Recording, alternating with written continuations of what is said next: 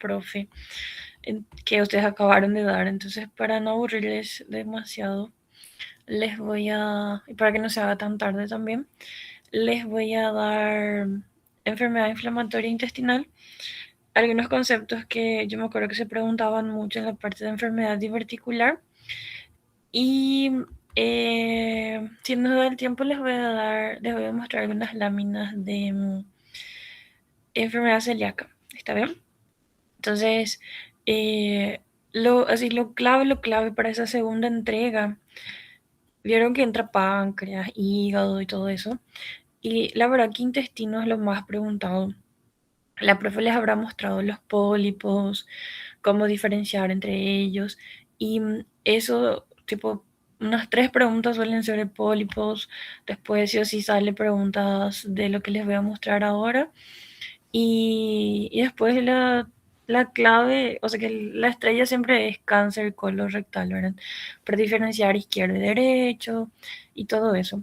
Em, Realmente en las láminas no hay mucho que ver en páncreas, más en hígado lo que hay para diferenciar sus tumores.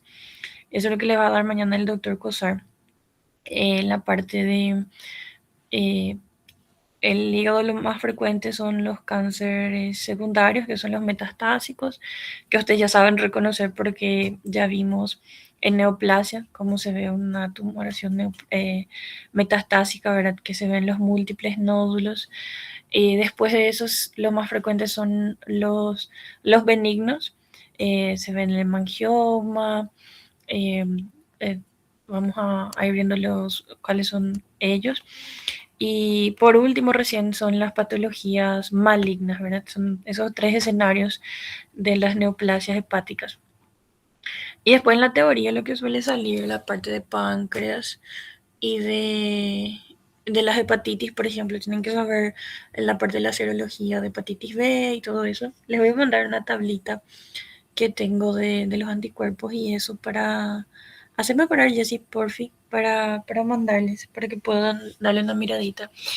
Y, y eso, y están, por ejemplo, las patologías de las vías biliares, pero es casi, casi no se ven láminas y todo eso, esa parte. Sepan así siempre cuando le dan una estudiada para el chute consciente, cuál es el más frecuente, dónde es su ubicación más frecuente y todo eso, que son cositas que se suelen preguntar, ¿verdad?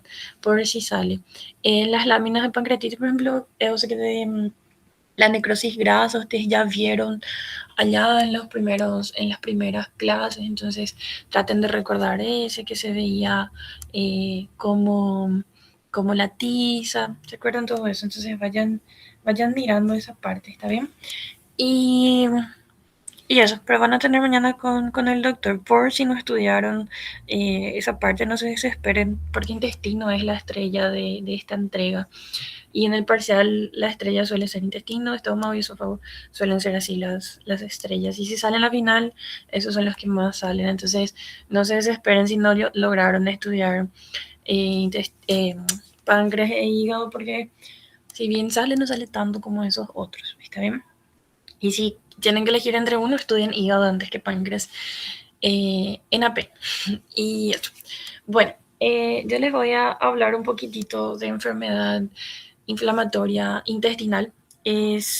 Nosotros estudiamos bastante esas 2 entidades que conforman la enfermedad inflamatoria intestinal.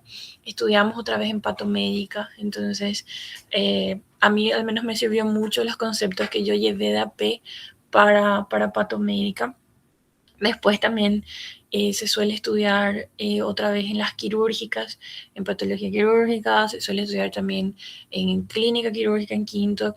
Entonces, los conceptos básicos de cómo diferenciarles, la sintomatología entre uno y otro son cosas que si ustedes aprenden ahora les va a servir mucho esos conceptos. Además que son temas que suelen salir en la parte de la teoría y también suele salir en las láminas. ¿Está bien? Es una enfermedad relativamente frecuente en la cual nosotros tenemos una serie de componentes como por ejemplo como un desequilibrio con la microbiota. Ustedes saben que el intestino es como una primera línea en donde nosotros tenemos contacto con, eh, con varios microorganismos del exterior que llegan y tienen contacto al absorber muchas moléculas. Entonces muchas veces pueden ser absorbidos también antígenos o incluso los microorganismos mismos. Entonces puede haber un desequilibrio con esa microbiota generando una reacción inflamatoria desmedida, por así decir. Eh, Ustedes saben también que en la zona de la submucosa intestinal existe, ¿verdad?, una serie de células de inmunidad innata que son como esa nuestra primera línea de defensa, que están ahí preparadas para evitar que esos antígenos o esos microorganismos lleguen más allá, ¿verdad?, que sean esa primera línea de defensa para impedir que adentren demasiado en nuestro organismo. Entonces eso va a ser extremadamente importante. Además de esos factores ambientales y que desencadenan esa respuesta desmedida, nosotros también podemos tener componentes genéticos, predisposición genética actuando en estas dos entidades que componen la enfermedad inflamatoria intestinal. Eh, para que vayan teniendo en cuenta. Incluso las dos que componen son la enfermedad de Crohn y la colitis ulcerosa. La colitis ulcerosa puede tener relación con algunas otras enfermedades de carácter autoinmune, puede estar relacionadas con algunos anticuerpos como los ANCA. En algunos casos, ¿verdad?, no en todos, pero en algunos casos puede tener esa relación y puede llegar a tener esos anticuerpos, puede tener esa serología para esos anticuerpos. Eso suele ser también tema de examen. Yo me acuerdo que en patología médica se solía preguntar eso, ¿verdad? Entonces, para que vayan teniendo en cuenta. Ambas entidades que conforman la enfermedad inflamatoria intestinal van a tener como base en su fisiopatología esa respuesta inflamatoria inadecuada de la pared intestinal. A grandes rasgos les voy a decir, ¿verdad? Pero la principal diferencia que nosotros vamos a tener en ellas, o sea que en los dos lo que vamos a tener es una respuesta inmune eh, trastornada y excesiva. Esa respuesta inmune, al activar las células, liberan mediadores. Esos mediadores van lesionando las células sanas del tejido. Las células sanas del tejido que pueden ser afectadas son de la mucosa, de la submucosa, y también podemos tener afectación de la serosa. Lo que nosotros vamos a tener de diferencia acá es la extensión y el sitio de afección de ambas. Por ejemplo, la enfermedad de Crohn es una enfermedad que suele afectar todo el espesor de la pared del segmento intestinal afectado, o sea que ella es transmural, afecta mucosa, submucosa y serosa. Incluso puede afectar a la grasa que está rodeando a este segmento intestinal. Entonces ella, en cuanto a extensión, es mucho más profunda en relación con la enteritis o colitis, en realidad mejor llamarlo colitis para diferenciarlo mejor, con la colitis ulcerosa, que suele ser más superficial, suele afectar a la mucosa y a la submucosa. O sea que nosotros tenemos un respecto se va a respetar a la muscular y a la serosa. Y esto me va a generar sintomatologías diferentes. Al afectar a las tres capas de la pared intestinal, la enfermedad de Crohn, como son, piensen en respuestas inflamatorias extensas. Cuando nosotros tenemos una respuesta inflamatoria extensa, nosotros destruimos el tejido en donde está esa respuesta inflamatoria. Si destruimos el tejido, tenemos que reparar esa zona y podemos reparar con regenerar las células, y si el tejido tiene una capacidad de reparación limitada o si la lesión fue muy extensa, tenemos la cicatriz. La cicatriz es depósito de tejido fibroso, de colágeno. Entonces, ¿cómo afectamos una área muy extensa? posterior a ese proceso inflamatorio, nosotros podemos tener depósito de colágeno, de fibras de colágeno, lo que me va a generar una pared endurecida, una disminución de la elasticidad de la pared de afecto, ¿verdad? Del segmento afecto del tubo digestivo, y lo que me puede generar la estenosis, o sea que una disminución luminal de ese segmento del intestino, que puede ser una causa de obstrucción parietal del intestino, o sea que una obstrucción causada por una afectación de la pared del intestino. Las obstrucciones del tránsito intestinal pueden ser luminales, o sea que puede ser algo que esté obstruyendo la luz, como por ejemplo cuando hay bolos de parásitos como Ascaris, en el caso de la apendicitis, del proceso fisiopatológico de la apendicitis del fecalito, puede, que es una pequeña masita de materia fecal, puede obstruir la luz. Podemos tener, por ejemplo, personas que comen cabello, eso puede obstruir la luz. En criaturas, cuando comen semilla, eso también puede obstruir la luz porque el diámetro es muy pequeño. Y en este caso nosotros hablamos de una obstrucción parietal cuando la pared es la que está afectada. En este caso por un endurecimiento, por un depósito de tejido fibroso. Eh, y la enteritis ulcerosa, como afecta más superficialmente y no abarca todo el espesor de la pared, entonces no suele tener esa manifestación de la estenosis y de la fibrosis de la pared. También sus manifestaciones sean otras. Otra diferencia importante, además del espesor de la pared afecto, es que la enfermedad de Crohn suele tener una distribución parcheada. ¿Qué significa eso? Sus lesiones no son continuas. Al realizar un estudio de imagen o al realizar una macroscopía del tubo digestivo, podemos encontrar áreas de lesión que están intercaladas con áreas sanas. La ubicación más frecuente de la enfermedad de Crohn es en el ilion terminal, en el ciego o en la zona de la unión iliocecal, ¿verdad? Entonces que o está en el ilion terminal, o está en el ciego, o está en la unión iliocecal, la unión de los dos. Entonces podemos tener, por ejemplo, una zona de ilion terminal afectada que se sigue de una zona sana, y esa zona sana se sigue de una zona afectada. O sea que son parches de lesión, sano. Y realmente puede afectar a cualquier parte del tubo digestivo, ¿verdad?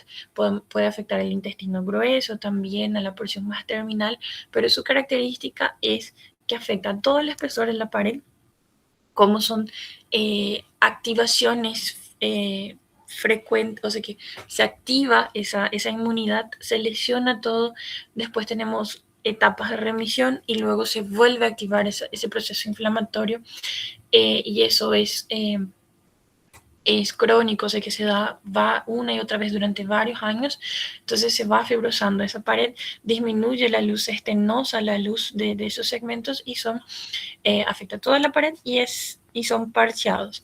Ya la colitis ulcerosa, como su nombre lo dice, afecta al colon, entonces colitis ulcerosa, pero realmente afecta a la zona del recto y del sigmoides, o sea que el intestino grueso va a estar afectado siempre en la colitis ulcerosa, sobre todo la porción más distal, que son el sigmoides y el recto.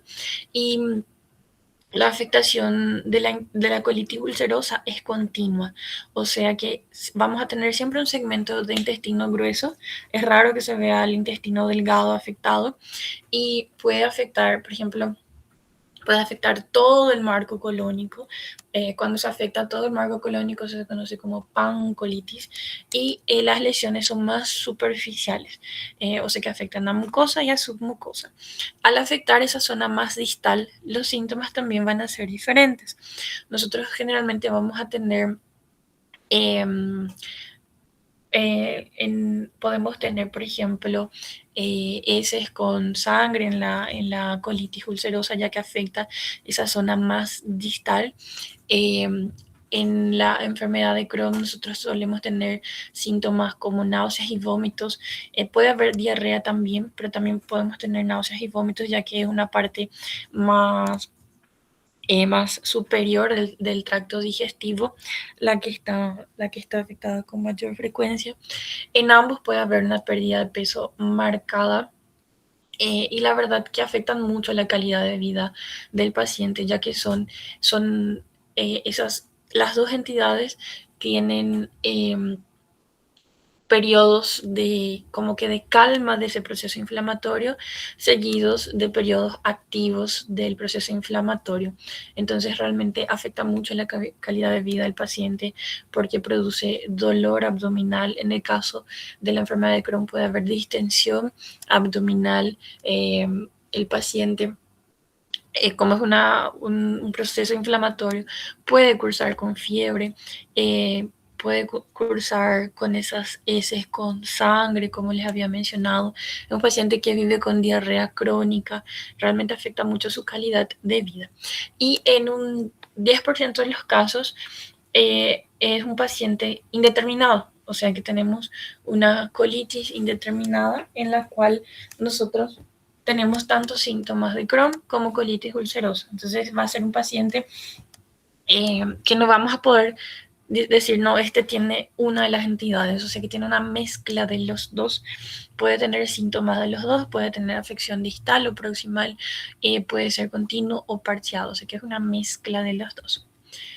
Esto, por ejemplo, es una imagen que muestra lo que les había mostrado, lo que les había comentado de la colitis ulcerosa que afecta al intestino grueso, sobre todo para la zona del recto y del colon sigmoides.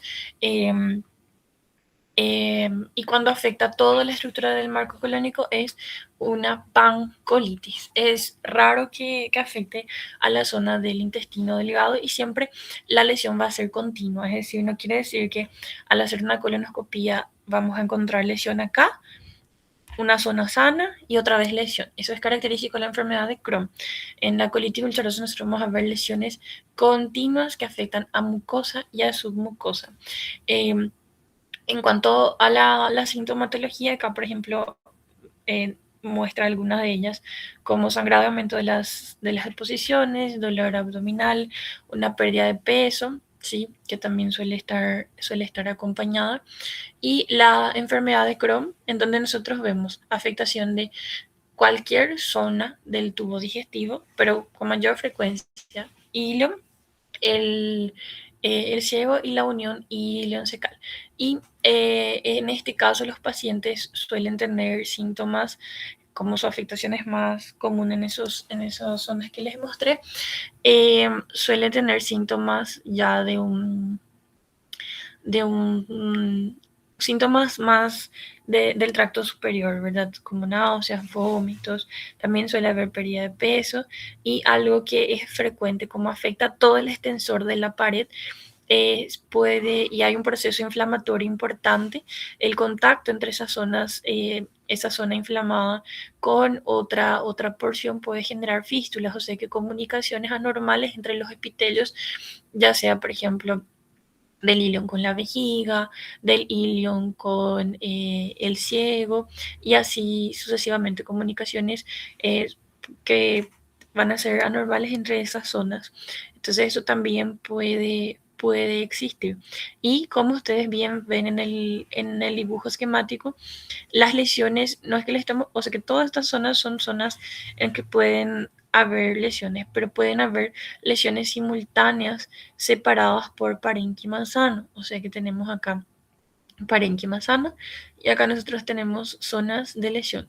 Sano, zonas de lesión, esparciado y abarca todo el espesor de la pared. Por eso es que las fístulas suelen asociarse con la enfermedad de Crohn, pero no así con la colitis ulcerosa. Bueno, eh, eso era, vamos a hablar primero de la enfermedad de Crohn, después de la colitis ulcerosa, y luego hay la tablita comparativa que es de nuestro libro. Yo ya les di algunos datos importantes como las zonas más frecuentes, eso ustedes tienen que saber porque suele ser tema de examen en la parte teórica o a veces si no muestra una macroscopía para que ustedes identifiquen y pregunta, ¿verdad?, dónde es más frecuente esas lesiones. Como les dije, lo que les caracteriza es que son eh, lesiones parcheadas, o sea que zonas de afectación seguidas de zonas de mucosa sana, ¿verdad? Y siempre piensen así, si afecta toda la pared, hay una inflamación, luego de esa inflamación nosotros tenemos depósito de tejido fibroso, entonces eso va a disminuir el calibre y se afecta todo el espesor de la pared hasta la cerosa está afectada, entonces después nosotros podemos tener las fístulas, o sea que las comunicaciones anormales con los otros segmentos con otros órganos, ¿verdad? Que están relacionados con la zona afecta. Entonces nosotros podemos tener esas comunicaciones anormales que no se ven en la colitis ulcerosa. Acuérdense que la colitis ulcerosa es mucosa y submucosa. Si no llega hasta la serosa, no va a producir las comunicaciones anormales y tampoco vamos a tener un depósito extenso de tejido fibroso. ¿Está bien? Eh, las dos, realmente la primera vez que ves parece la misma cosa, pero hay datos así que son claves para diferenciar a las dos en la macroscopía.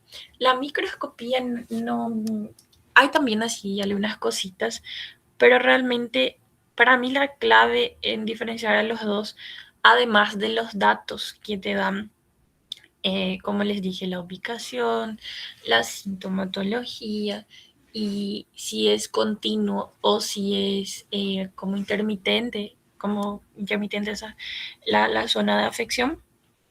Creo que más por eso va, tipo, por esos datos que ellos te dan y la macro, creo que al menos yo la macro tengo bien así, bien enfocado como diferenciar.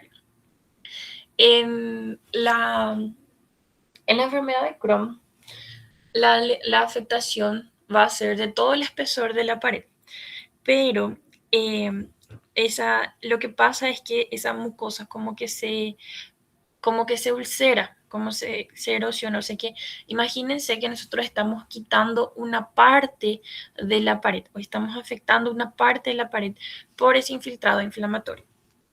En el caso de la enfermedad de Crohn, nosotros vamos a ver lesiones menores porque ellas son más profundas.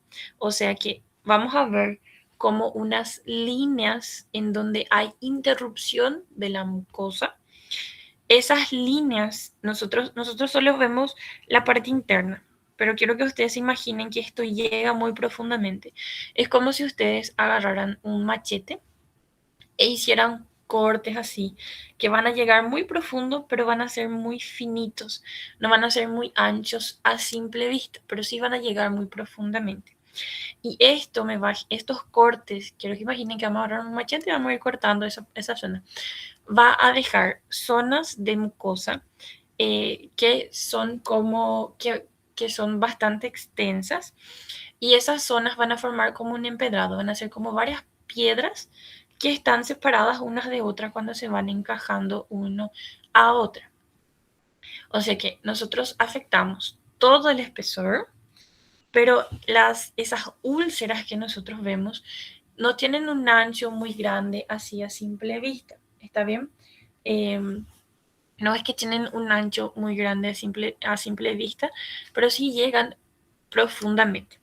Y además de eso, ellas tienen un aspecto que se ve como serpentiginoso en la macroscopía. En esta lámina obviamente no van a ver eso, pero quiero que ustedes miren cómo la mucosa que queda visible adquiere un aspecto así grande como realmente las piedras del empedrado y las zonas de ulceración que hay entre ellas son más finitas y son bien finitas. Eso va a ser importante para diferenciar después de la colitis ulcerosa, en donde las lesiones ulcerativas tienen una base más ancha, o sea que son más anchas pero se ven más superficiales. Y eso hace con que la mucosa que queda visible, o sea que la mucosa que no está ulcerada, no voy a decir que está sana porque esto va a estar lleno de infiltrado inflamatorio en la microscopía, pero esa mucosa que queda aún bien visible, en el caso de la colitis se va a ver menor, ya que las zonas de ulceración van a ser más anchas. Si bien van a ser más superficiales, van a ser más anchas. Entonces son más anchas y menos profundas. Y en la enfermedad de Crohn son más finitas, son serpentiginosas, pero son más profundas, ¿sí? Nosotros hacemos un corte más profundo con nuestro machetito, ¿sí? Y como es un proceso inflamatorio desmedido y es recurrente, o sea que tenemos periodos de calma, periodos de inflamación activa, periodos de calma, periodos de inflamación activa, relacionados con factores ambientales y propios del paciente.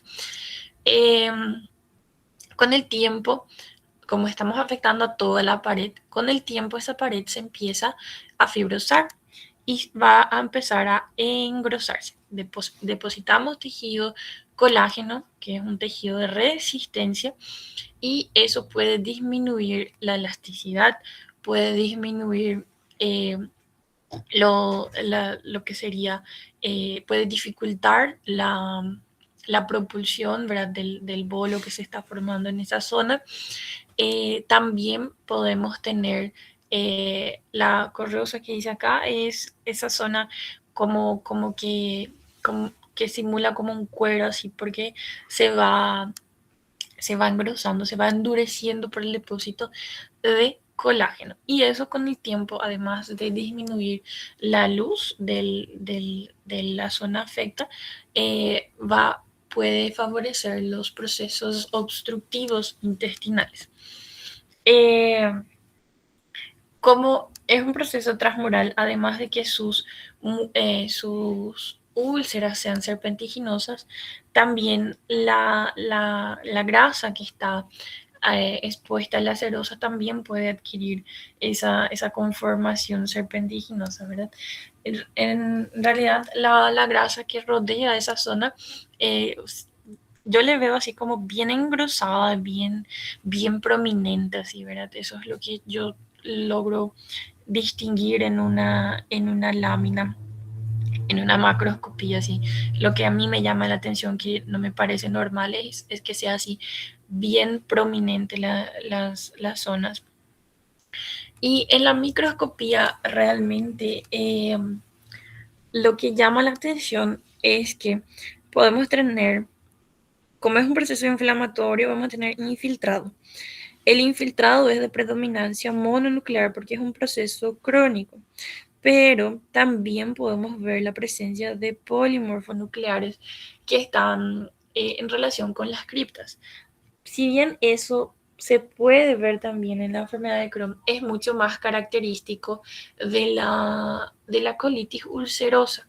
Es mucho más característico ver esos neutrófilos relacionados con las criptas, eh, y ya sea con su luz o con los enteros, en relación con los enterocitos, ¿verdad? Entre ellos puede estar presente. Y cuando está en la luz de las criptas, cuando vemos un infiltrado polimorfo nucleares en la luz de las criptas, eso se denomina como absceso críptico y es más característico de la colitis ulcerosa. Pero en las dos nosotros vamos a ver atrofia de la mucosa, las glándulas que nosotros solíamos ver, por ejemplo, en el intestino grueso como glándulas tubulares simples, ya no vamos a ver, o sea que podemos ver aún, ¿verdad? Pero esas glándulas van a tener una alteración de su morfología, ya no van a ser así rectas, ya van a tener morfologías diferentes entre ellas, pueden estar más acortaditas, la mucosa puede sufrir como una atrofia, hay un infiltrado inflamatorio mononuclear intenso en la submucosa y en el caso de la enfermedad de Crohn, en un 30% de los casos se veían granulomas no calcificantes. Y esos granulomas no, esos granulomas raras veces se acompañan de células gigantes multinucleares. O sea que casi siempre vemos las células epiteloides ahí formando parte, o sea que entre el infiltrado mononuclear, ¿está bien? Eso es lo que nosotros solemos ver. Y, y eso, y la alteración de las glándulas. Por eso les digo que la macroscopía es mucho más clave que la microscopía en el caso de esas dos entidades, al menos para mí, ¿verdad? No sé si es una limitación mía o algo así, pero yo le veo más característico en su macro y asociar micro con las características que les mencioné al comienzo de distribución y extensión de las lesiones. Si es transmural, si fistuliza, si está ubicado en una parte y no en otra, y así sucesivamente. Entonces, para mí estas son las principales características que deben estar asociadas a una microscopía, sobre todo, ¿verdad? Esto es lo que se suele preguntar también en cuántos por ciento de los casos hay granulomas en la enfermedad de Crohn. No se olviden que los granulomas son características de la micro de la enfermedad de Crohn, no de la no de la colitis ulcerosa, y puede estar en cualquiera de las capas de la pared del intestino.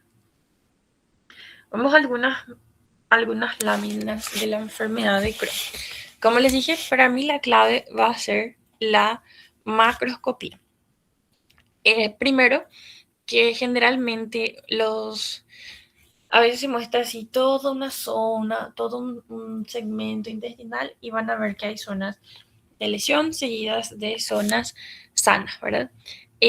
Lo primero que nosotros vamos a ver es que nosotros tenemos toda la pared afecta, toda la pared de de nuestro intestino va a estar afecta. A veces les va a mencionar cuál es la zona que estamos viendo, porque como está dañado, nosotros a veces no vamos a distinguir tan bien. Entonces, la profe le puede describir en el ítem y también puede decir que es una lesión continua, una lesión parcial o lo que sea, dependiendo de hacia dónde ella les quiere dirigir en ese ítem, ¿verdad? Entonces, nosotros vamos a mirar la mucosa. Eh, en esta lámina, la mucosa tal vez no se vea así tan bien como, como se van a ver en otras láminas, pero quiero que ustedes se fijen un poco en estas líneas que se van dibujando, en estas líneas que se van dibujando en la mucosa, en estas líneas, en estas zonas, ¿sí? Estas son zonas de ulceración. Las ulceraciones de la enfermedad de Crohn dijimos que van a ser, nosotros vamos a ver una base fina cuando miramos desde la mucosa. O sea que nosotros vamos a ver zonas finas, serpentiginosas y que van a llegar a profundidad, o sea que llegan a profundidad, pero nosotros desde la mucosa vemos como algo fino y que nos deja zonas de mucosa pseudosanas, ¿verdad? Zonas de mucosa que son grandes y que me van a simular como un empedrado, ¿sí? Entonces yo voy a ver, por ejemplo, acá hay mucho sangrado, yo voy a ver esas zonas ulcerativas, vamos a ver esos grandes parches de mucosa que quedan visibles, ¿sí? Las úlceras son de base fina.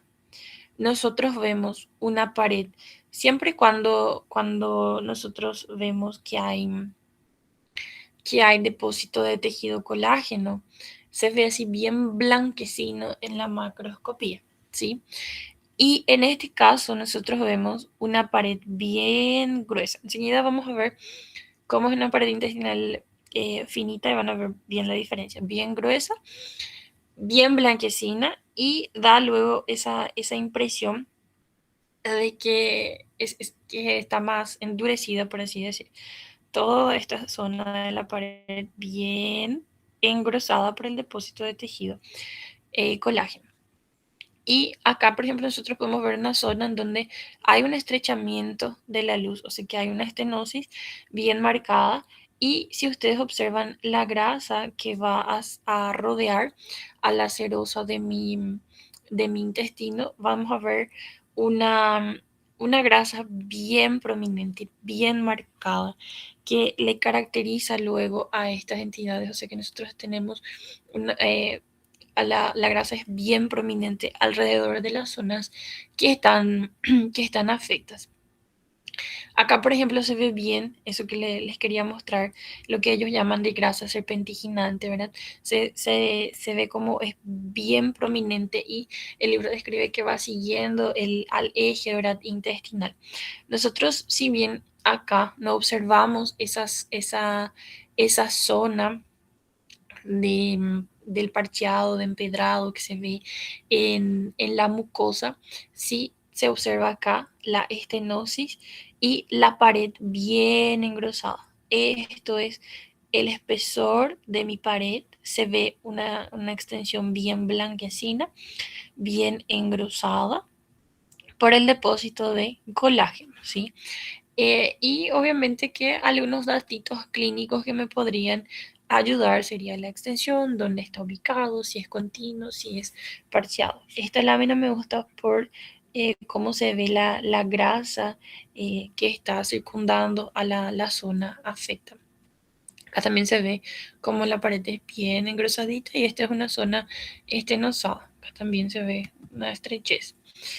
Acá sí se ve súper bien ya la zona de la mucosa, que es lo que generalmente se les va a pedir reconocer, ¿verdad? Si ustedes observan, hay zonas en donde parece, a primera vista, luego cuando miran por ejemplo, esta zona, ustedes ven la pared bien engrosada, acá se ve bien un engrosamiento de la pared, como la pared está blanquecina, indicando el depósito de colágeno, ¿sí?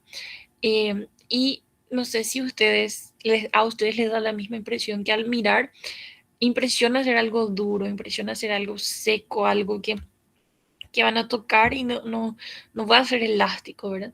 Además que hay un patrón que parece que está estenosando, hay un patrón que parece que le va estenosando. Entonces, espesor aumentado, parece que va estenosando y la mucosa llama la atención, zonas de mucosa bien visibles, son zonas bien significantes, son grandes, ¿sí? Y están intercaladas con zonas ulcerativas que no son de base ancha, no son de base muy ancha. Hay una gran zona de lesión, sí, acá de proceso inflamatorio, pero no son de base muy ancha.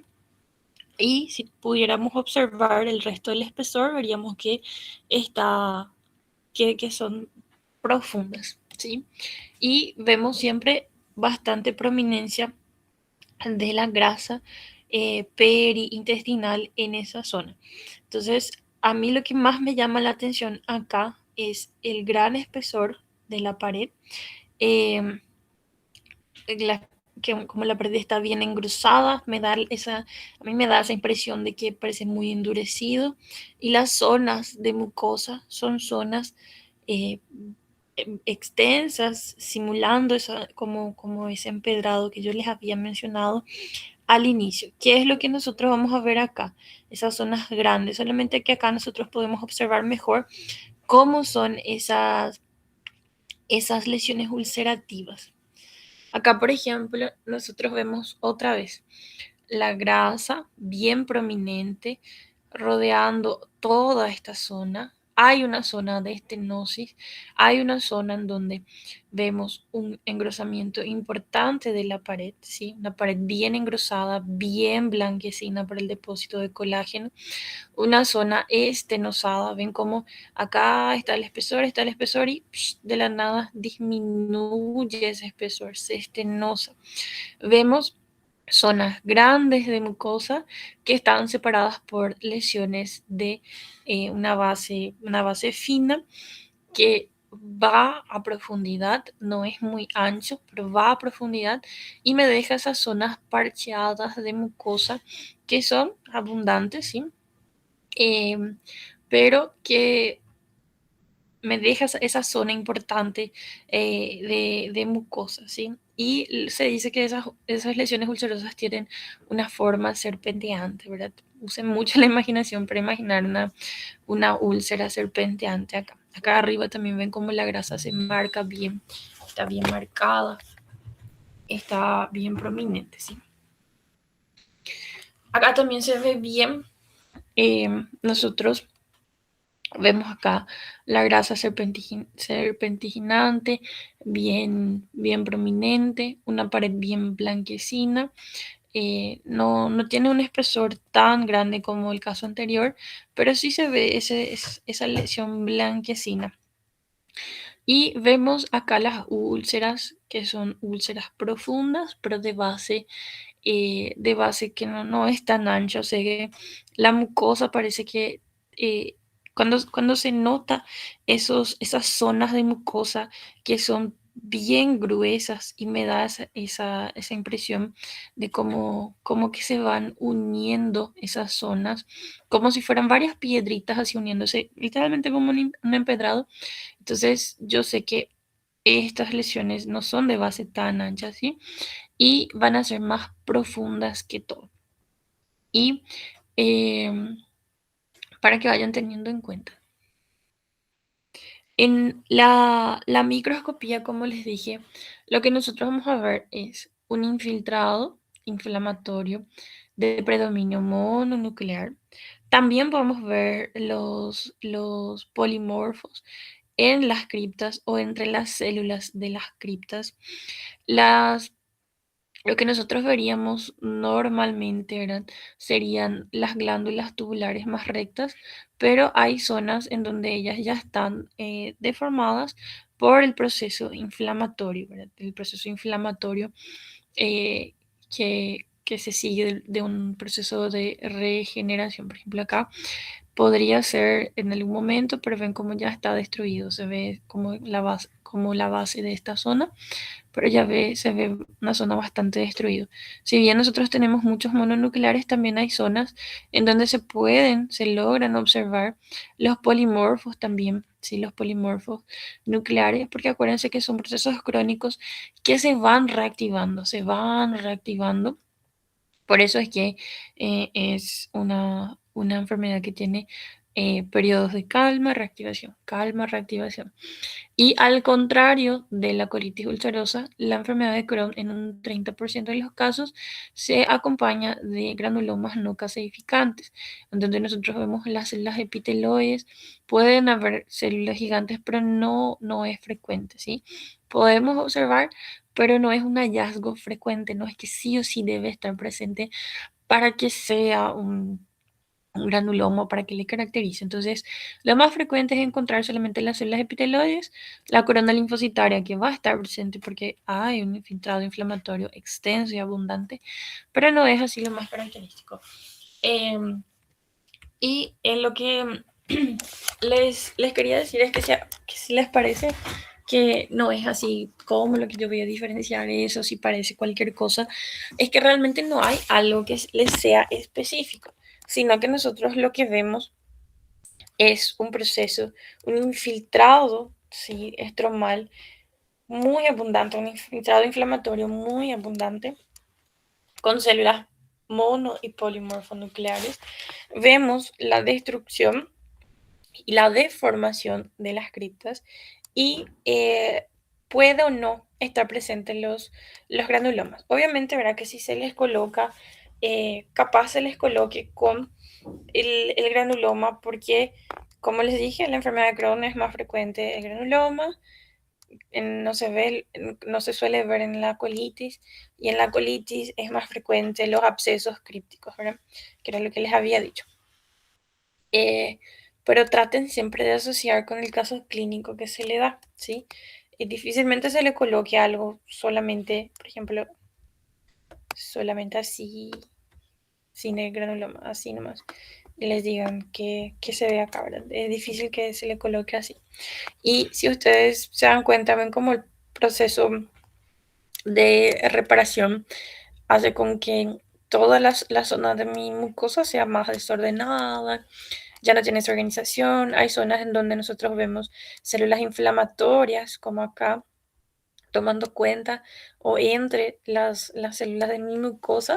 ¿Por qué? Porque son zonas en donde nosotros estamos con un proceso activo, proceso inflamatorio activo. Acá lo mismo, hay zonas hay zonas de destrucción, ¿sí? De las zonas glandulares, un infiltrado inflamatorio extenso.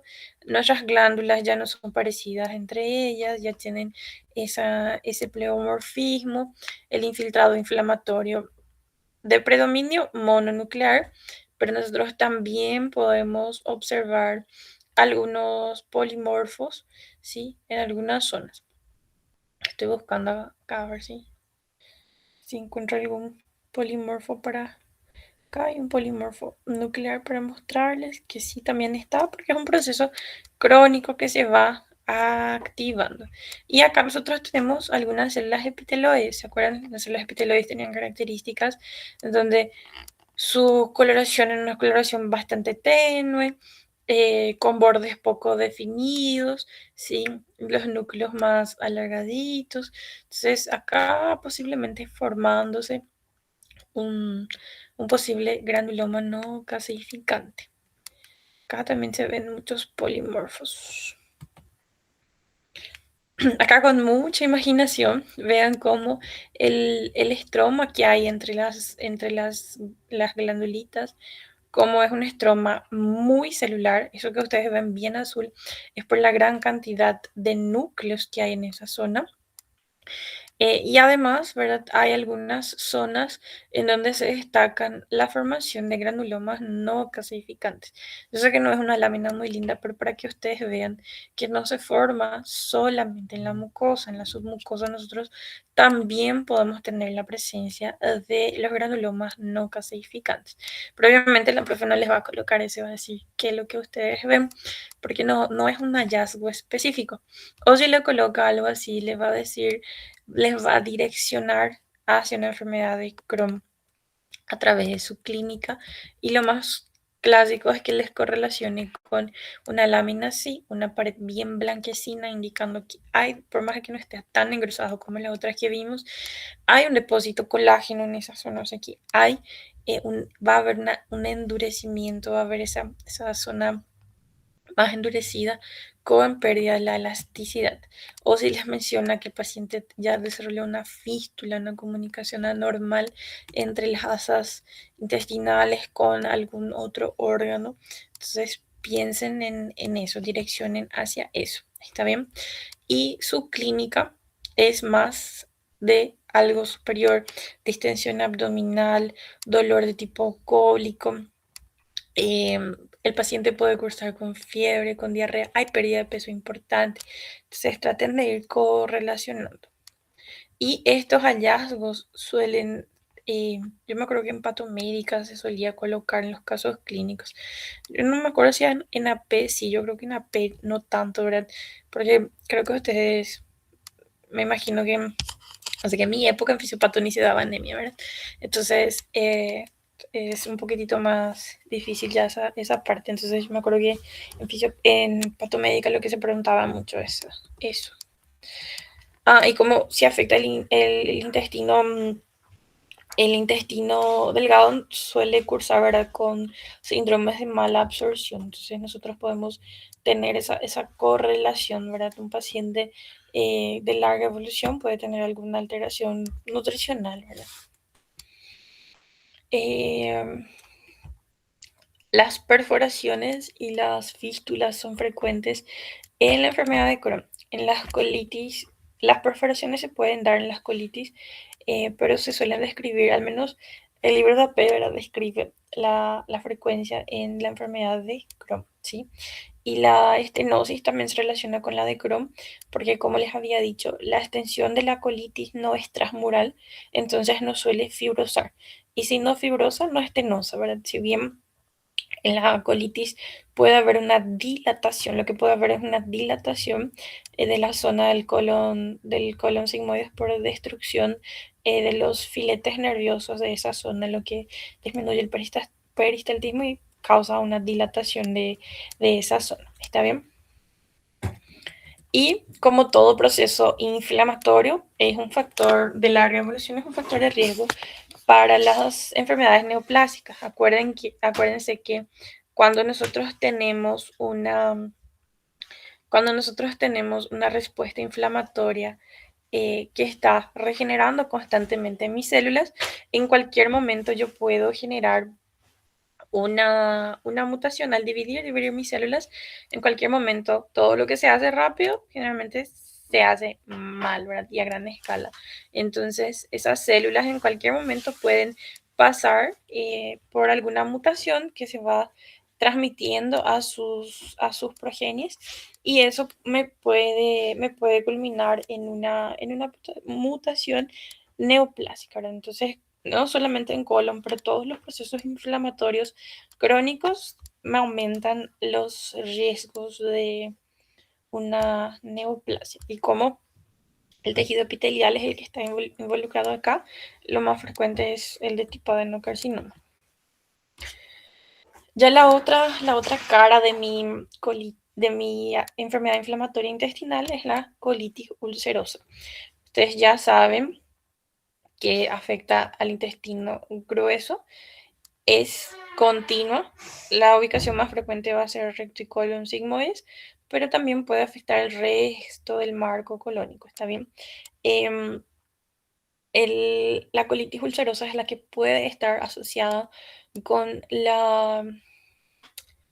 con la, ay, no me acuerdo su nombre, colangitis esclerosante. Acá está, colangitis esclerosante, que es una enfermedad en la cual nosotros tenemos depósito de tejido fibroso en los canalículos biliares. O sea que, por ejemplo, los canalículos hepáticos pueden pasar por un proceso de fibrosis en su pared. Por eso es esclerosante, porque disminuye después el calibre, y es un proceso autoinmune que suele estar relacionado con los ANCAS y como la colitis ulcerosa. Eso suele ser tema de examen. Creo que era en patomédica, ¿verdad? ¿Quién se relacionaba con la colangitis esclerosante? ¿Y cuál de las dos entidades de la enfermedad inflamatoria intestinal es ANCA positivo? O sea que puede ser ANCA positivo, no es que sí o sí es, pero puede llegar a relacionarse con ANCA, y es la colitis ulcerosa. Y la que se relaciona con los granulomas es la enfermedad de Crohn. ¿Está bien? Eh, y eso. La colitis ulcerosa suele ser más superficial que la enfermedad de Crohn, suele ser mucosa, submucosa, no suele fistulizar y no suele estenosar. Acuérdense que la estenosis es por el depósito de colágeno en la extensión de la pared, que suele relacionarse con la enfermedad de Crohn y no con la colitis ulcerosa, ¿sí? Y acuérdense de colitis, colon, afecta al colon, está hacia abajo, está distal, o sea que afecta más a la zona del recto. ¿Está bien? Por eso recto y colon sigmoides. Y acá son algunos términos. Yo les había hablado ya de la pancolitis, que es cuando afecta todo el marco colónico, o sea que todo el intestino grueso está afectado. Hablamos de la pancolitis. Cuando hablamos de proctitis es cuando afecta a la porción más distal, o sea que cuando afecta al recto, nosotros estamos hablando de una proctitis. Entonces, estos conceptos la verdad que valen la pena que ustedes conozcan. Y no se olviden que las lesiones son lesiones continuas, o sea que no tenemos zonas parcheadas, son lesiones continuas, en donde se afecta todo un segmento de forma continua. Y acá el libro describe algunas diferencias que son muy importantes con la enfermedad de Crohn. Como yo les había dicho antes, las úlceras acá son úlceras de base más ancha, ¿sí? Y la zona de la mucosa no suele tener ese aspecto de empedrado, o sea que no suelen ser zonas tan no suelen ser zonas tan extendidas, tan prominentes como el caso anterior, sino que suelen formar como pequeños pólipos. Realmente lo que se ve es como una zona granular así, con varias pequeñas protrusiones, en donde las úlceras no son así, em, no, son de base más ancha, pero no son tan profundas así. Y además que la, la grasa que se relaciona con esa zona no suele ser serpentiginosa, no suele ser tan prominente como el caso que vimos anteriormente. Y no vemos estenosis y su pared no suele estar no suele estar muy engrosada. O sea que como no afecta toda la pared, nosotros mucosa lo que vamos a enfocar, cómo está su mucosa. El resto no suele estar así tan alterados, que no suelen haber así tantas características como era el caso anterior. ¿Está bien? Y las úlceras nosotros no solemos ver con esa distribución serpentiginosa también como el caso anterior. ¿Está bien? Em, la perforación acá sí se puede dar, como les dije, por la dilatación, porque nosotros podemos afectar a los filetes nerviosos, lo que puede generar la dilatación, o sea que el, podemos generar una dilatación del colon y cuando eso se relaciona con un proceso inflamatorio activo se conoce como megacolon tóxico. Eso suele ser pregunta de examen también, como es el nombre, ¿verdad? De la dilatación que se relaciona con el proceso inflamatorio activo, que es el megacolon tóxico. Y en el caso anterior, nosotros podíamos tener las fístulas y la estenosis. Acá nosotros podemos tener la perforación por la dilatación. Entonces, la enfermedad inflamatoria intestinal eh, que se relaciona con granulomas es Crohn, que se relaciona con ANCA y con colangitis esclerosante es colitis ulcerosa, que se relaciona con fístulas es Crohn, que se relaciona con perforación y megacolon tóxico es colitis ulcerosa. También la que tiene granulomas es Crohn.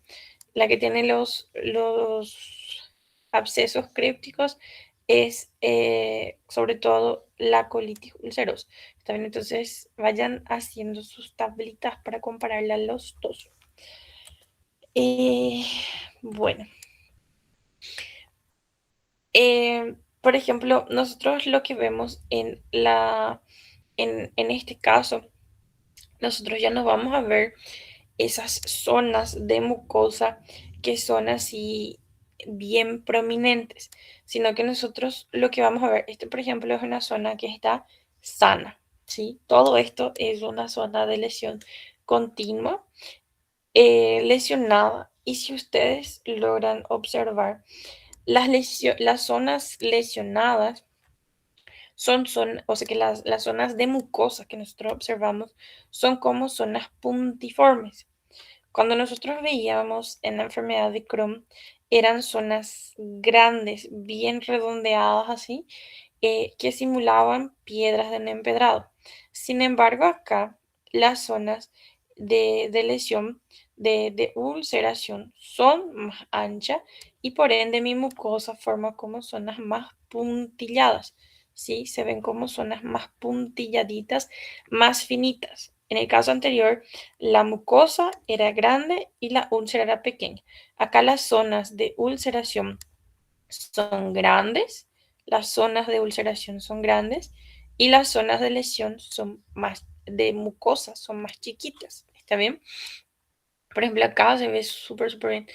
Acá están las zonas de la lesión, o sea que de las úlceras, y nosotros vemos a la mucosa como esas zonas de puntillado. Se forman pequeños pólipos, pero se ven como puntilladas la mucosa. La mucosa se ven como esas pelotitas. Ven como esto es la zona de ulceración. Y las zonas de mucosa son como pequeñas burbujitas o como pequeñas pelotitas que se van formando. Nuestra pared no está engrosada. Vemos una pared normal, sí, no está engrosada. Esto, por ejemplo, no es un engrosamiento, no confundan, ¿sí? Y al mirar da el aspecto que es más blandito. pero esto es una pared súper finita, ¿sí? Y las zonas de ulceración son bien grandes. Entonces, en el Crohn tenemos ulceración chiquita, mucosa grande. Acá nosotros tenemos mucosa puntillada y pequeña y las zonas de ulceración grande. Acá, por ejemplo, todo esto son las zonas de ulceración, son bastante grandes y si ustedes observan hay como pólipos que se están formando. Son puntillados, un poquitito mayores que el caso anterior, son un poquitito mayores por una mayor evolución, seguramente, ¿sí? Pero nosotros vemos pequeñas zonas de mucosa y son como puntilladitos. Para que no confundan, vamos a volver a la de Crohn para que ustedes vean cómo son zonas mucho más grandes, ¿sí? Como serpentiginosas y siempre la mucosa más prominente que las ulceraciones. Grandes zonas de mucosa y nuestras ulceraciones no son así. Aparte que en el Crohn nosotros parece que observamos que las lesiones, además más chicas, parece que son llegan más hondo, o sea que parece que hubo un corte bien finito, así como con un cuchillo, que llega más al fondo. Y las lesiones acá son puntilladas, pequeñas, ven como hay como prominencias, como pequeños pólipos que se van formando, ¿sí? Y siempre la zona de las ulceraciones son bien grandes y se ve como superficial. El otro parece que yo hacía un corte hacia profundidad y acá parece que el corte es como raspando la zona de la mucosa. Su pared es una pared fina, por más de que esté a blanquecina. Acá, por ejemplo, está un poquitito más gruesita, pero por más de que sea un poquitito más blanquecina, es un colon bastante afectado ya. Es mucho más fina, sí, es bien finita. Acá, por ejemplo, vemos una zona bastante dilatada, ¿sí? Colon distal. Vemos un gran segmento afectado de forma continua, ¿sí? Y acá se ve bien esa disposición puntillada de su mucosa. O sea que ven acá zonas como que pequeños puntitos de mucosa no llega a formar como ese empedrado de mucosa, son pequeños puntitos que se ven, zonas ulcerativas bastante grandes, pero más superficiales, como que su extensión no llega tan profundo. Parece que yo acá quito mi mucosa así, y en el otro yo quitaba así, pero hacia el fondo. Imagínense que se está yendo hacia el fondo, que agarro un cuchillo y así el corto, y acá yo estoy con una cucharita raspándonos. Entonces las lesiones, si bien son bien anchas, no me da la impresión de que sea tan profundo. Acá, por ejemplo, le está mostrando una gran porción del colon y nosotros no vemos estenosis en ninguna zona. No hay esa estenosis, no hay esa disminución de la luz, ¿verdad? En la zona. La grasa no es tan prominente. Acá ven como las zonas, estas son zonas de ulceración, ¿sí? Ven su desplazamiento así como que más horizontalizado, no tan al fondo. Y esas zonas de puntillado, esas zonas, acá se ve bien la zona de puntillado realmente más que acá también, como pequeños pólipos que van protruyendo de la luz de la luz de la mucosa, pero más hacia esta zona lo que logro observar mejor. En la microscopía nosotros vamos a ver infiltrado inflamatorio abundante de formación de las criptas que estamos acostumbrados a ver en las glándulas que nosotros solemos ver de forma tubular, bien largas así, ya se deforman entre ellas. Nosotros entre las células, entre los enterocitos, ya podemos ver infiltrado polimorfo nuclear. Hay un infiltrado polimorfo nuclear cuando está así entre las células se suele llamar criptitis, ¿verdad? Y cuando está en la luz es el absceso críptico, que están inúmeros polimorfos nucleares en la luz de las criptas. Acá también está entre las células, entre las células glandulares, ¿verdad? Entre los enterocitos también. Pero lo que llama la atención es un infiltrado entre las células, eh, un infiltrado inflamatorio. Acá la verdad que yo creo que predomina el polimorfo, hay muchísimos polimorfos. Miren acá cuántos polimorfos hay. Acá sobre todo mononucleares, acá muchos polimorfos. Pero la presencia de los abscesos crípticos, o sea que presencia de polimorfos nucleares en la luz de las criptas es lo que me llama la atención. Acá va a haber más láminas de microscopía, pero está después de esta. Acá, por ejemplo, se ve la extensión continua de prácticamente todo el marco del colon, ¿sí? Casi todo el marco del colon, en donde se ve esa mucosa. Esto, por ejemplo, son múltiples pólipos para que ustedes vean cómo esa mucosa parece que tiene ese aspecto de un puntillado. Si bien así se suelen ver la polipomatosis múltiple, ¿verdad? Cuando hay ese proceso inflamatorio agudo, de esa lesión más húmeda, más sangrante, por así decir, y ven cómo nosotros no tenemos ese empedrado como era el caso anterior. Nosotros tenemos pequeñas zonas de mucosa, porque las zonas de ulceración son muy grandes, entonces son pequeñas zonas de mucosa. Y esas pequeñas zonas de mucosa son como protrusiones polipoides, como yo les mostré acá. Está bien para que ustedes vayan entendiendo más o menos cómo es esa distribución y afecta casi todo el marco del colon. Y estamos viendo casi todo el marco del colon y no hay ninguna zona de estenosis.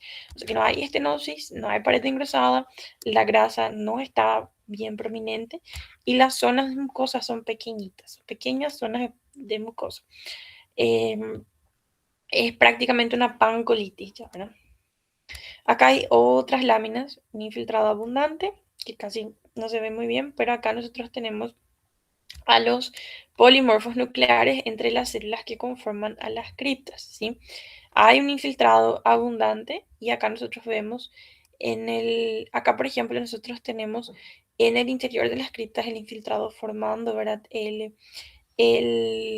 los abscesos crípticos. Realmente acá ya están todo deforme nuestras criptas por el proceso inflamatorio. Acá un absceso críptico en el interior de las criptas, el infiltrado inflamatorio, ¿sí? El infiltrado inflamatorio, nosotros vemos unos cuantitos polimorfos, acá también. Vemos polimorfos nucleares y un infiltrado intersticial muy abundante. Además que las criptas tienen formas y tamaños muy diferentes. Acá incluso una cripta que está destruida, acá otra que está siendo destruida, un infiltrado inflamatorio súper abundante, el interior de las criptas lleno de infiltrados, que son los abscesos crípticos que son más característicos de la colitis ulcerosa que de la enfermedad de Crohn. La enfermedad de Crohn solemos ver los granulomas. No es lo más común, pero se va a ver en el Crohn y no en la colitis ulcerosa. ¿Está bien? Y la clínica es más de una inflamación más distal, o sea que nosotros podemos tener los tenesmos, podemos tener la diarrea sanguinolenta, el dolor abdominal no suele ser de tipo, no suele ser tan, o sea que no suele haber esa distensión abdominal, el dolor abdominal suele ser más bajo em, y no suele hacer náuseas y vómitos. Puede haber pérdida de peso, ¿verdad? Puede estar relacionado con eso, puede haber, pero nosotros siempre tenemos que ir correlacionando cuáles son los síntomas que prevalecen, o sea, que predominan sobre el otro. Estas son las imágenes de nuestro libro base. A mí me gustan mucho realmente estas dos imágenes, sobre todo porque muestran cómo en la enfermedad de Crohn la lesión mucosa va a ser mucho más, o sea que la mucosa remanente va a ser mucho más grande, formando como esos empedrados y cómo las úlceras van a ser más profundas, ¿sí? Llegando, ¿verdad? A la zona de la de la cerosa. Sin embargo, acá el remanente que se queda forma como un pseudopólipo, es mucho más, es menos prominente. Ven como acá su pared está luego mucho más engrosada y no es tan profunda, las úlceras no son tan profundas, ¿sí?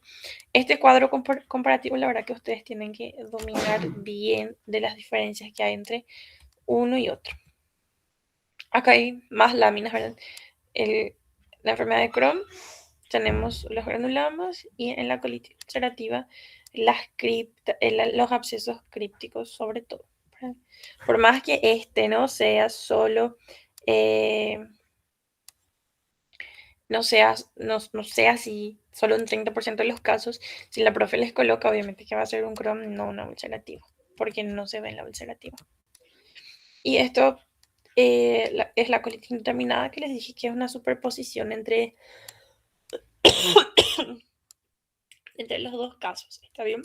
En donde nosotros podemos tener eh, lesiones superficiales, continuas o lesiones profundas, o sea que lesiones superficiales, parcheadas o lesiones profundas, continuas, con síntomas de los dos. Pueden haber fístulas, puede haber dilatación, todo mezclado. Y las neoplasias que se asocian a colitis son sobre todo cuando es de larga evolución, cuando no hay un tratamiento óptimo, por ejemplo, pacientes que presentan su primera crisis a temprana edad, después los que tienen una afectación más extensa, como por ejemplo los que tienen la pancolitis, y no se olviden que es por el proceso inflamatorio recurrente, ¿verdad? Inflamación, inflamación, cede, y eso en su momento de reparar puede generar las mutaciones. Y por último, para hablar un poquitito de los divertículos, son conceptos que se suelen también preguntar a veces y son cosas que ustedes deben manejar, son importantes porque después ya no da tiempo a estudiar bien, entonces estudien nomás ya lo que pueden ahora. Eh, Nosotros tenemos que aprender la diferencia entre un divertículo, diverticulosis y diverticulitis. Nosotros tenemos la pared intestinal con sus capas, ¿verdad? Mucosa, tenemos nuestra muscular y nuestra serosa. Y cuando hay una protrucción de esta pared, cuando se forman pequeñas protrucciones debido, por ejemplo, a una alteración genética que puede afectar a la pared o lo más frecuente que es por un aumento de presión hacia la luz de esa pared o por algún debilitamiento o algo así, esa pared puede protruir. Puede haber un debilitamiento de su capa muscular que hace con que esa protrucción sea más, sea favorecida, ¿verdad? Que va a formar nuestros divertículos. Cuando esos divertículos existen en números o sea, que más de uno, eso se llama diverticulosis, siempre y cuando aún no esté inflamado o asociado a un proceso infeccioso. Cuando ya hay un proceso infeccioso inflamatorio asociado, ya se conoce como diverticulitis. O sea que cuando ya hay la inflamación de esta pequeña protrucción formada en la pared intestinal. El sitio más frecuente en donde ocurren o sea que en donde aparecen los divertículos son en el colon sigmoide. Si bien se puede dar en cualquier zona del colon, lo más frecuente es en el colon sigmoide por eh, la, la, la luz menor, por una mayor presión en esa zona. Acuérdense que la materia fecal en esa zona es una materia fecal mucho más sólida.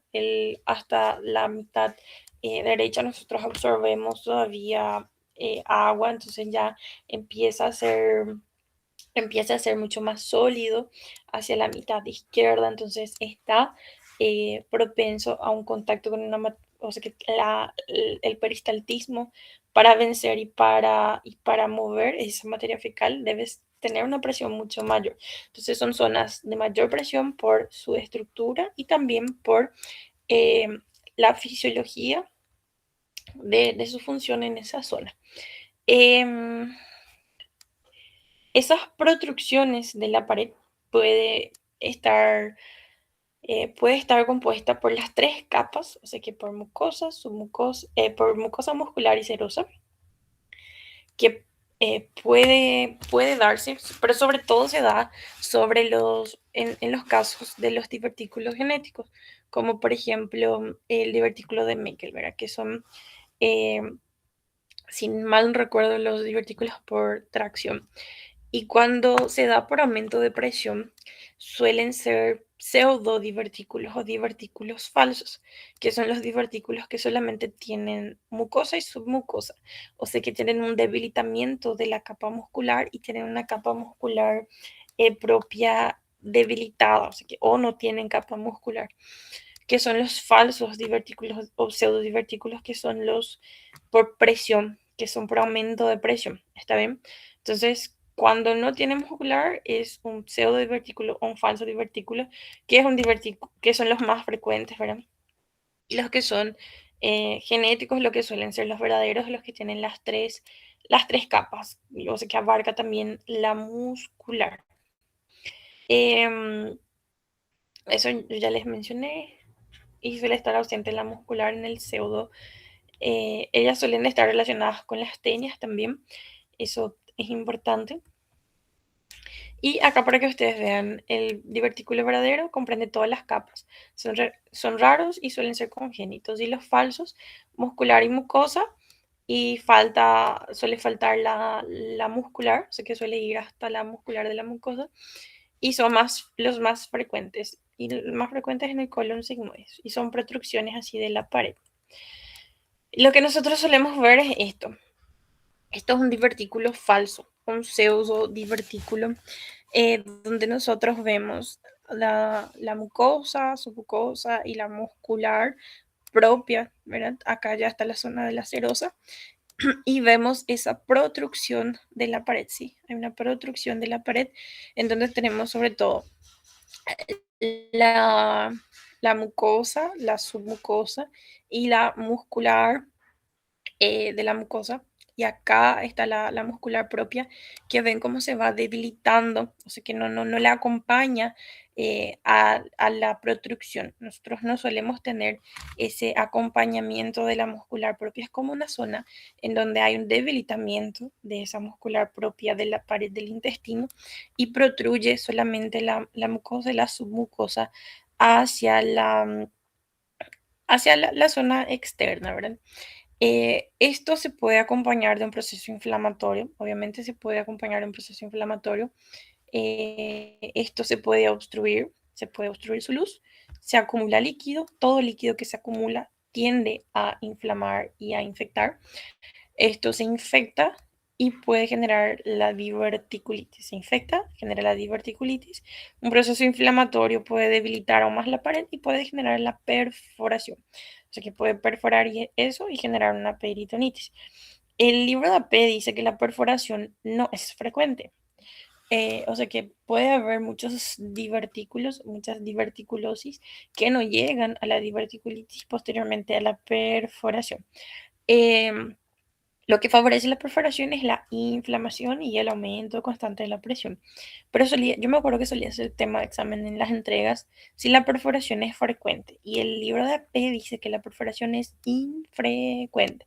No es que no se da, se puede dar, es una complicación. Se complica con una peritonitis porque todo el contenido intestinal va a estar en contacto con, con la zona del peritoneo, ¿verdad? Pero esto atiendan porque en el libro de AP dice que es infrecuente y mientras tanto ustedes enfocan en el libro de AP. Acá, por ejemplo, nosotros vemos otra vez la mucosa, si vemos la mucosa, y si bien hay una pequeña muscular que protruye junto con esa mucosa, ¿sí? Nosotros observamos no observamos como acá la muscular propia, pero sí vemos que hay una protrucción, ¿sí? Hay una protrucción hay una protrucción de esa zona de la pared. Vemos nuestra mucosa y acá una muscular que también protruye junto. ¿Ven cómo se continúa acá con esta zona? Se continúa con esta zona conformando, ¿verdad? Un divertículo con todas las capitas de mi intestino. Acá, por ejemplo, nosotros observamos bien eh, cómo se continúa también acá la muscular, incluso acá se observa la serosa de esta protrucción, o sea que nosotros tenemos a la mucosa en esta zona, ¿sí? Tenemos a la mucosa, tenemos a la submucosa y vemos cómo la muscular también, por más de que sea una muscular deficiente, la muscular también protruye en esa zona, ¿sí? También hay la protrucción de la muscular en esta zona, en este divertículo, ¿sí? Entonces tenemos un divertículo verdadero. Acá nosotros tenemos la mucosa, la submucosa, la muscular propia. Y ven cómo prácticamente la muscular no le acompaña, ¿sí? La acompaña pero muy poco, así que muy debilitada. Entonces un divertículo falso, ¿verdad? Un pseudo divertículo que son los divertículos más frecuentes. Y acá, por ejemplo, como este caso en donde vemos bien que le acompaña la muscular, en este caso vemos que le acompaña bien la muscular, un divertículo verdadero. Si vemos como, por más que esté debilitada, le acompaña bien. Esto es un divertículo verdadero que son los divertículos congénitos, ¿verdad? Como el divertículo de Meckel. Entonces, mucosa, vemos submucosa, pero sí la muscular le acompaña. Incluso nosotros podemos observar la serosa, como es este caso que hasta observamos la serosa. Entonces, estamos hablando de un divertículo y cuando usted es verdadero, y cuando vemos así que se interrumpe porque no le acompaña la muscular, entonces es un divertículo falso, que son los más frecuentes, ¿verdad? Acá, por ejemplo, nosotros vemos nuestra mucosa, un poquitito de la submucosa y la muscular. La muscular, por ejemplo, acá le acompaña y luego se va afinando. Acá, por ejemplo, nosotros no tenemos acompañamiento de la muscular, en cómo se interrumpe en estas zonas. Y acá nosotros ya vemos ya perforado inclusive. O sea que nosotros acá no vemos esa zona, por más que acá le acompañe y se va debilitando, ¿sí?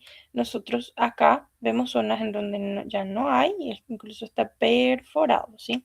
Estas son las formas más frecuentes, en donde nosotros vamos a ver un debilitamiento, o sea que es muy débil ya la capa muscular y culmina, ¿verdad?, en la complicación. Primero se inflama, se inflama, se infecta y eso hace con que vaya perforando y eh, exterioriza el contenido intestinal a la cavidad peritoneal generando la peritonitis.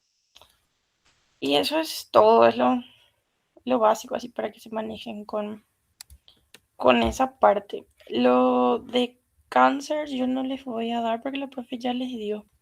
Les voy a mostrar la tablita. Bueno, creo que no están. Voy a ver mi otra cuenta de Canva, pero en mi otra tablita de Canva va a estar seguramente. Y ahí le manda a Jessie la tablita de los antígenos de hepatitis, ¿está bien? Antígenos y anticuerpos para que se vayan manejando. Y eso, espero que les haya servido, chicos. Les dejo porque ya está tarde. Muchas gracias, Mile. Gracias. Chao, Gracias, chicos. Mila. Chao, Nos chao. vemos.